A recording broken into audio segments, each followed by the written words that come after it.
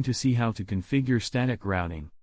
As you may know, routing or moving packets across the internetwork from a source to a destination using routers is at the core of every network. Basically, routers are the devices responsible for the transfer of packets from one network to the next. However, to forwarding packets toward their destination, the router should learn information about remote network. The important point here is, how does a router learn about a remote network? It's easy. It can learn about remote networks in one of two ways. The first approach that the routers use to learn a remote network is static routing. With static routing, the remote networks are manually entered into the routing table by network administrator. Then, the router uses a manually configured routing entry to reach a remote network. The second method is dynamic routing, where the remote routes are automatically learned using a dynamic protocol. Routers use dynamic routing protocols such as RIP, OSPF, and EIGRP to dynamically search all remote networks and ensure that all routers have the same routing table. Finally, the dynamic routing protocol determines the optimal route and installs it into the route. Using that as a map, the routers can track a remote network based on the information encapsulated in the IP packet. Well, very small organizations with a few remote networks would most likely use only static routes. However, large-sized and medium-sized networks typically use a combination of a dynamic routing protocol and static routes. Having that in mind, this video typically focuses on the first approach of how configuring static routing. Before that, let us discuss a little bit about static routing applications. Particularly, when to use static routing. Here are the 3 reasons for the network administrator to configure static routing. First, maintaining routing table in smaller networks that are not expected to grow significantly. Second, routing the packets to and from stub networks. Anyway, what is stub network? A stub network is a network accessed by a single route, and the router has only one neighbor. Therefore, static routes are useful for smaller networks with only one path to an outside network. The third and last reason that static routing is required is to define a path that represents any remote network that does not have a more specific match with another route in the routing table. When no other routes in the routing table match the packet destination IP address, a static routing is a lifesaver. It creates a gateway of last resort to reach a remote networks. Having said that, let us see how to configure static routing. In this lab, we are going to use a packet tracer simulator. Here our first task is creating a network topology. So, let us create a network topology that we would use in this lab. To do that, click on the network devices icon and select router device. But, for this lab, I'm going to choose 3 different router devices. Then after, choose switch devices with 2960 standard and put it on the topology. Let me put the first one up here, the other around here and the last here. Lastly, I'm going to choose 3 different end devices here. Then, here.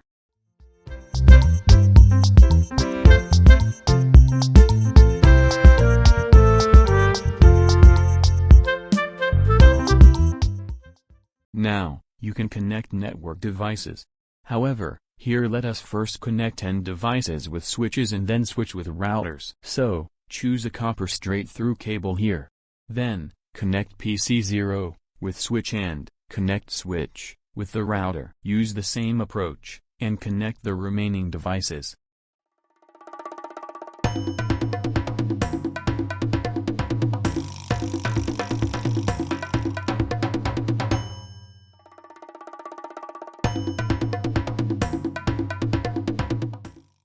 But, here, I'm going to use a serial interface to cabling the routers because there are no MAC addresses on serial interfaces. In case, the routers may not refer to address resolution protocol cache, but instead consults its routing table to reach a remote network. Here, there are 2 different serial connections.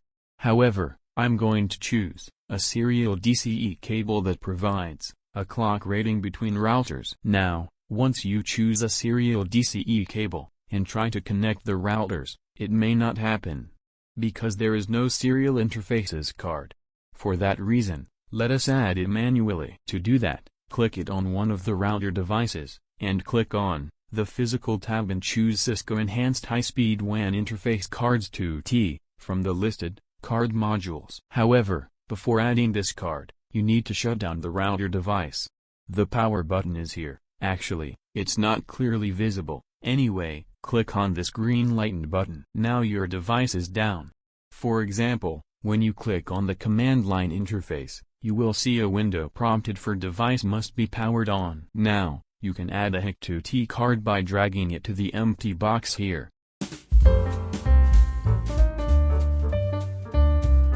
Suppose you add an interface card by mistake and want to delete it. Here you can drag down to white space.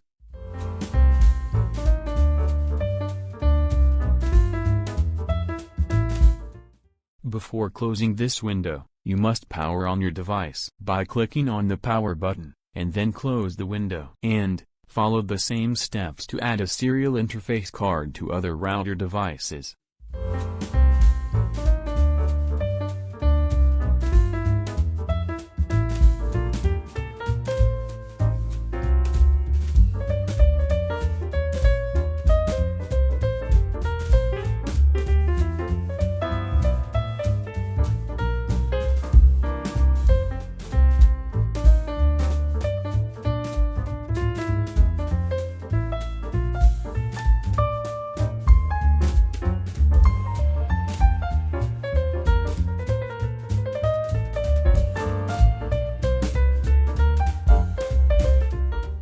Now, you can interconnect the routers, using a serial port.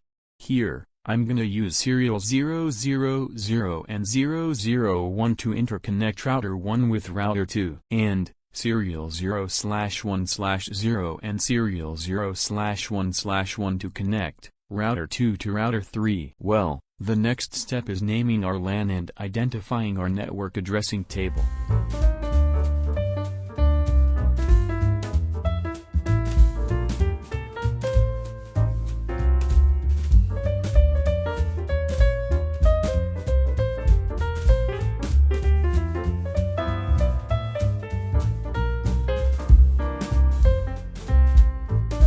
Let's say, the network ID of this LAN is 192.168.10.0.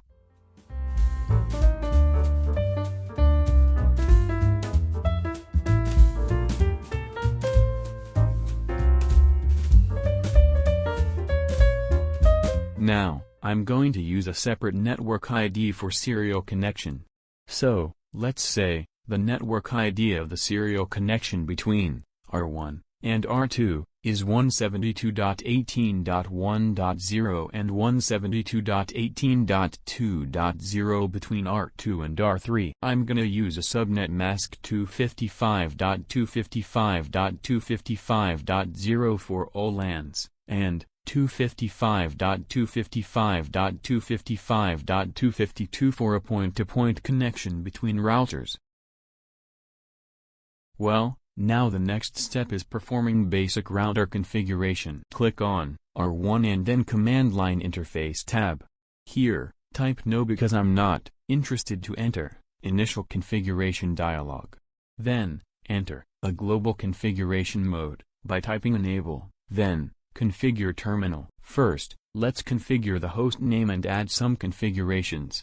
No IP domain lookup to stop any DNS lookup for any command line interpretation. Then, configure line console, type, line console 0, password admin at 12.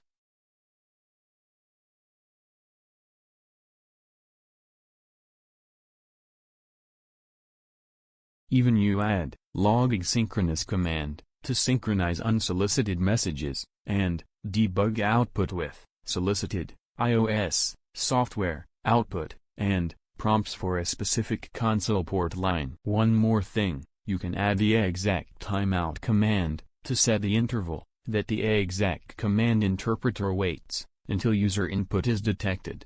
If no input is detected, during the interval, the user exec session returns the terminal to the idle state, and disconnects the incoming session. The default timeout for a line console is 10 minutes. But, you can specify no timeout by entering the exec timeout 00 command. However, for security purposes, you would not normally set line console to no timeout in campus network. Finally, type login command and exit console line by entering a exit command. In network systems, encryption is the first line of defense to secure data.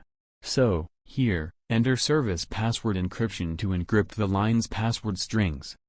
You can also configure banner mod to warn of unauthorized access attempts.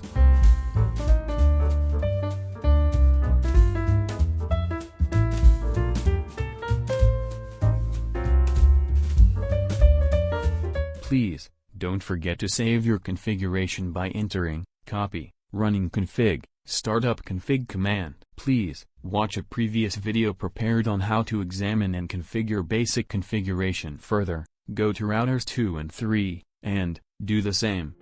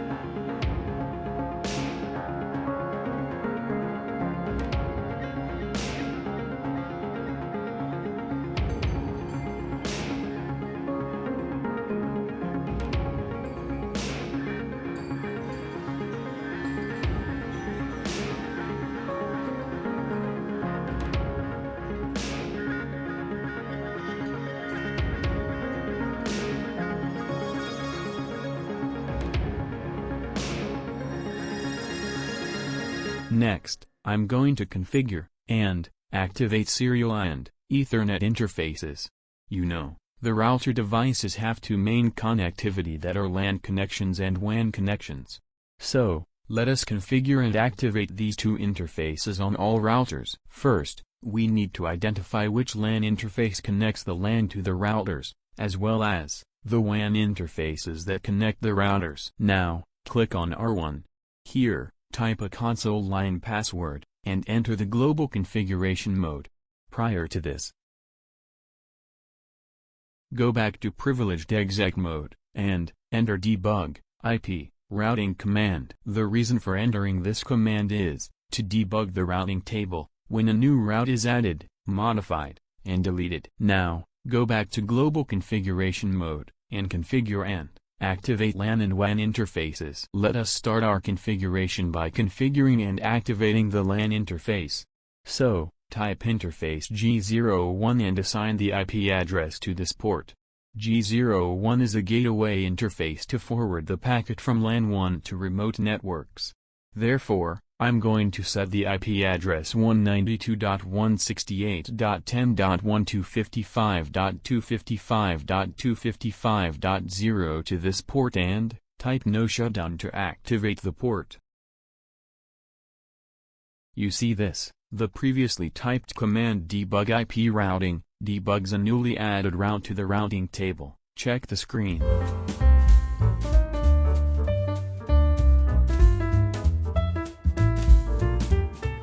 Enter interface serial 000 and press enter, and set the IP address.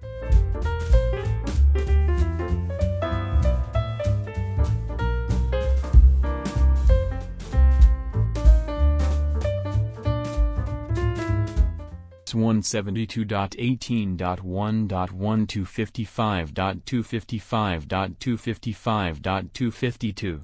However, this port might require additional configuration parameters. For example, The serial interface connecting to the serial cable and labeled DCE must be configured with the clock rate command. So, you can specify any valid clocking speed by typing $. Here, we used 64,000 bits per second. Type the end command and save your configuration.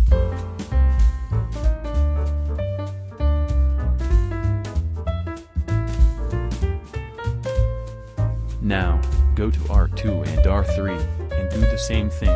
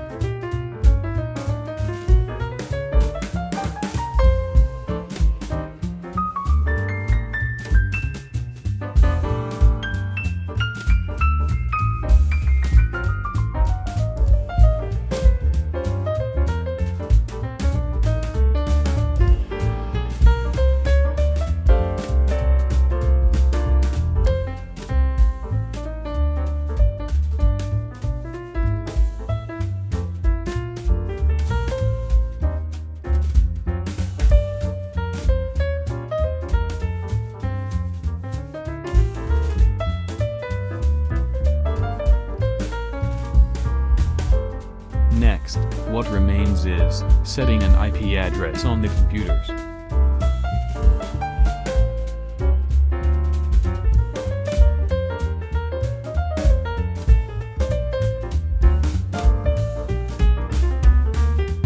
Assign IP address 192.168.10.2 to PC0, with default gateway 192.168.10.1. and subnet mask 255.255.255.0. Here, the default gateway identifies where the router packet is sent, when the destination is not on the same local network subnet. However, if both communicating devices are attached to the same network, neither device uses the default gateway.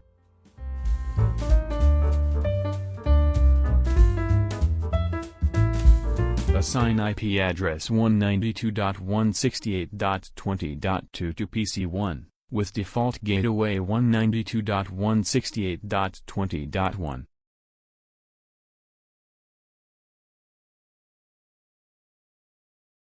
and 192.168.30.2 to PC2 with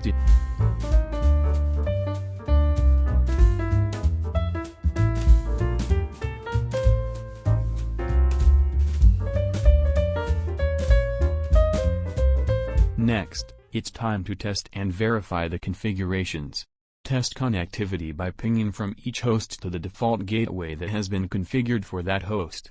For example, from the host PC0, is it possible to ping the default gateway? Let's do it. If the answer is no for this question, please verify your configuration. You should be able to successfully ping the default gateway.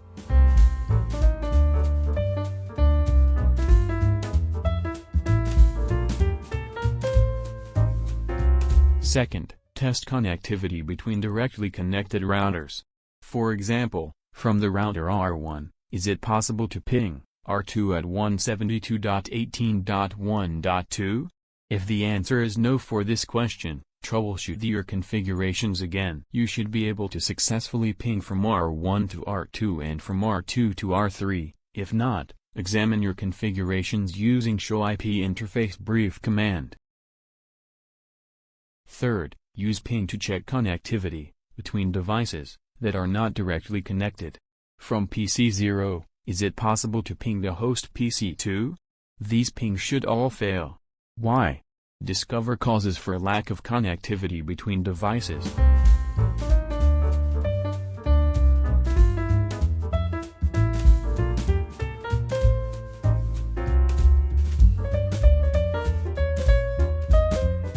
First, check the status of the interfaces on each router, with the command show IP interface brief, to identify all relevant interfaces are activated. It's better to check the status of the interfaces on each router, because routers use outgoing interfaces to connect to the next hop and send network traffics. Therefore, enter show IP interface brief here to view the status and statistics of the switch ports. Then, verify that all necessary interfaces are properly configured and activated. You can even use the pipe command to filter the output.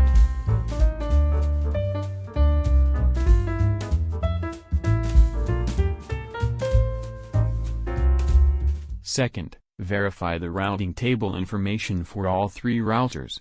What networks are present in the routing table of R1, R2, and R3? Why are all the networks not in the routing tables for each of the routers? Let us examine the routing table to discover the causes for the lack of connectivity between devices connected to different networks. So, type show IP route to verify the routing table. But, what is a routing table? A routing table is a file stored in RAM that contains information about directly connected routes, remote routes, and network or next hop associations. A router provides additional route information, including how the route was learned, how long the route has been in the table, and which specific interface to use to get to a predefined destination. A newly deployed router, configured directly connected interface, creates two routing table entries, directly connected routes and local routes. Anyway, the routers represent directly connected routing table entries in three fields. Well, the first field is entry codes, which identify how the network was learned by the router. For example, a directed connected route is coded with C, while a local route is L. The second field identifies the destination network and how it is connected, and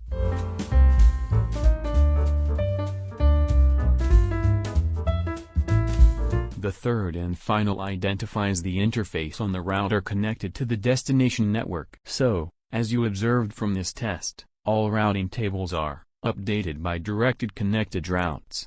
No entry matches with remote networks, or is installed manually, or discovered by routing protocols. That is why end-to-end connections fail between devices connected to different networks. So, now here we are going to configure static routing on each router. Before that, we need to identify all the directly connected networks and the remote networks of each router. So, go back to your topology and clearly identify it. First, let's start with R1. R1 has two directed connected networks and three remote networks.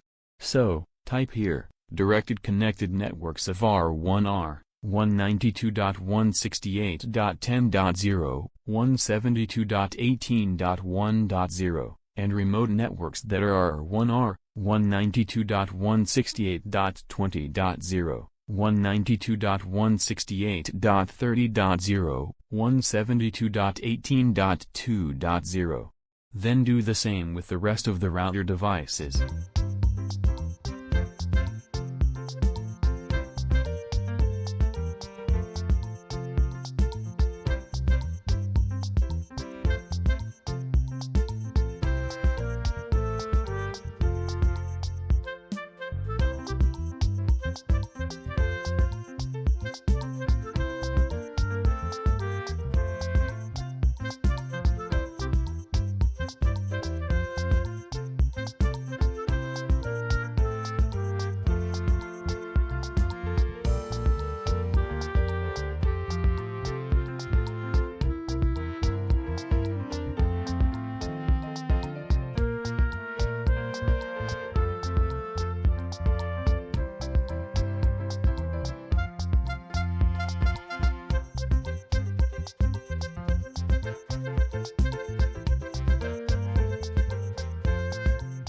Now, our goal should be to find a way for each router to reach the mentioned remote networks.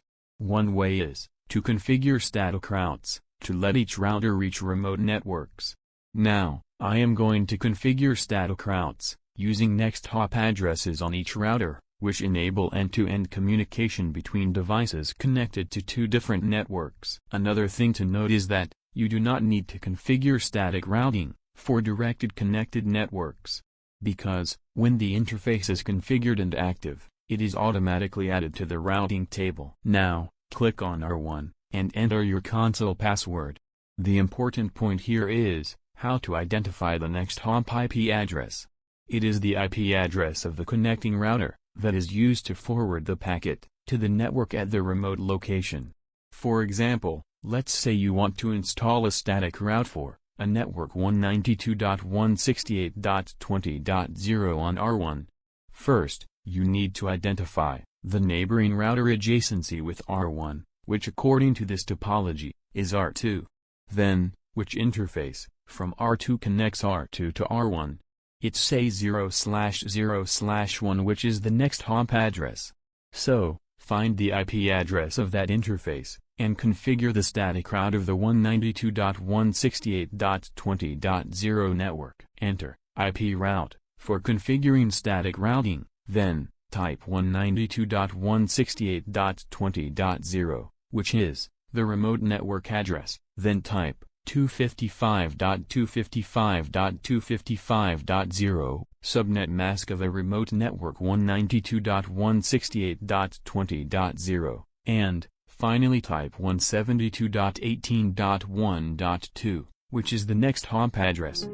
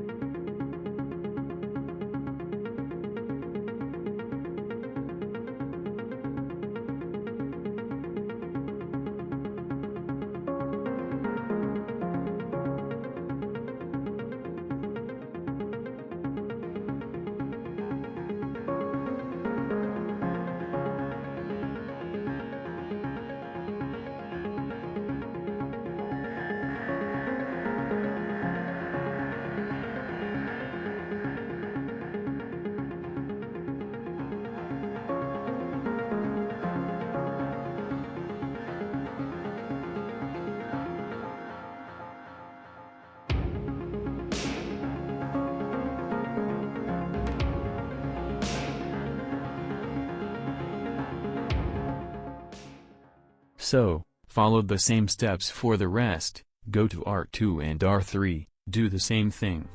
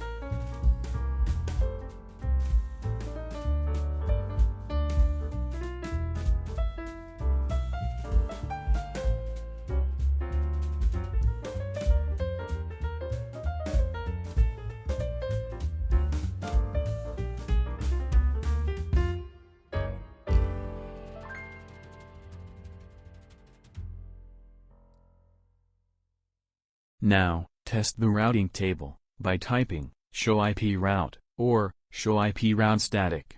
Note that if you notice the routes coded with S, then that means that the route is a static route.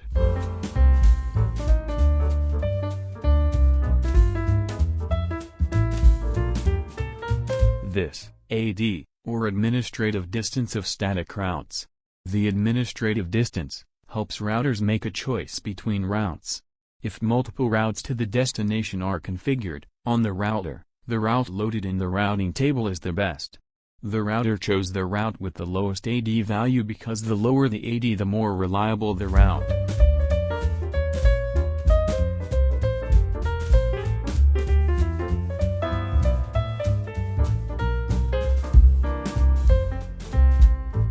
With this route entered in the routing table, any packet that matches the first 24 leftmost bits of 172.18.1.030 will be forwarded to the next hop router at 172.18.2.2. Even, you can examine your static configurations by entering a command show running config.